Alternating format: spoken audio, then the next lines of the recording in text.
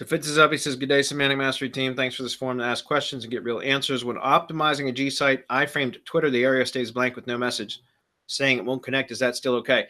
All right. I don't do much Twitter stuff, but I know that if you just take a Twitter URL, a tweet URL, a Twitter profile URL, whatever, and try to use an iframe generator, that it won't show. You have to go into Twitter developers and actually generate an embed code for it, which you can do with like your timeline tweets and stuff.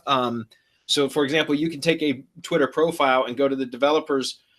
I think it's developers.twitter.com or something like that. Just do a Google search. You'll see what I mean. And you can ask, or even just go to Google and search, how do you create or embed a Twitter feed? And that's what you would, again, I don't do much Twitter stuff, but if I was going to try, and I haven't tested it with GSites, guys, but you could probably, it's probably you're using the wrong type of embed code. And that's why it's not displaying, is what I'm saying.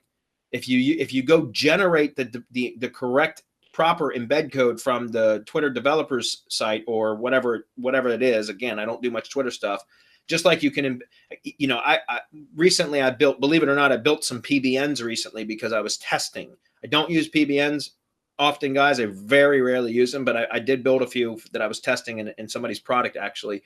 And one of the things that they required was that you had made the site look, very real. So one of the things it asked for was embedding a Twitter feed.